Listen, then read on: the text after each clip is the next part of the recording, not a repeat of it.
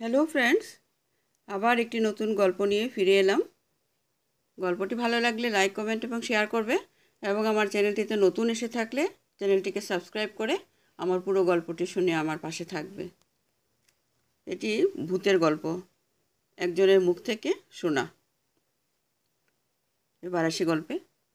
লোকটার নাম ছিল কানা মামা। আমার মা এবং আমার মাসিরা তাকে কানা মামা বলেই ডাকতো। লোকটা আজন্ম অন্ধ।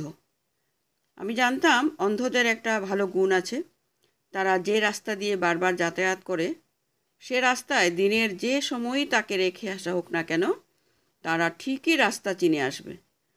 কিন্তু কানা মামার ক্ষেত্রে তা ছিল ব্যতিক্রম।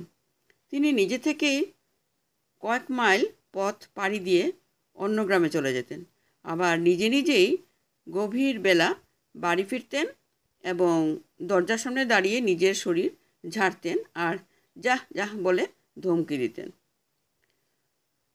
আসলে তিনি ছিলেন একজন ওঝা গোছের লোক। লোকমুখে জানা যায় তিনি কালো জাদু জানতেন।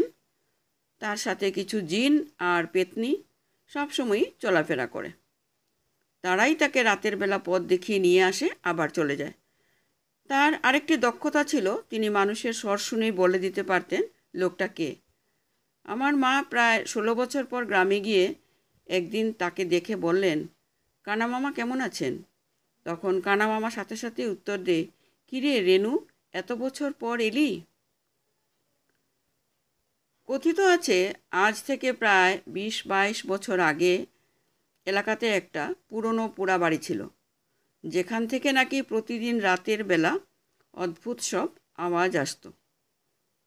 কোনোদিন হয়তো বাচ্চার কান্নার আওয়াজ, আবার নুপুর পায়ে কারো হাঁটার আওয়াজ, গোঙানির মতো আওয়াজ পাওয়া যেত। এমনকি ওই বাড়ির বারান্দায় প্রায়ই নাকি সাদা কাপড় পরা একটা ছায়া দেখা যেত। তখন কানা মামা কেবলমাত্র কালো জাদুর চর্চা শুরু করেছেন। তিনি সবাইকে বললেন যে তিনি একা রাতের বেলা সেই বাড়িতে যাবেন এবং ওইখানে যারা অশরীরী কিছু থাকে তাহলে তাদের তিনি বন্দি করে আনবেন। কথা মতো তাই হলো। তিনি একা রাতের বেলা গেলেন, কিন্তু সেদিন তিনি আর ফিরে আসেননি। তার দেহ অচেতন অবস্থায় 2 দিন পর পুকুর পাড়ে পাওয়া যায়, তবে তারপর থেকে ওই বাড়ি থেকে আর কোনো আওয়াজ আসেনি।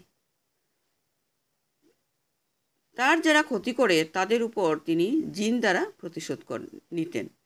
এমনকি জিনরা তার অনুপস্থিতিতে ক্ষতি করত। তার মৃত্যুর পর এমনি একটা ঘটনা ঘটে।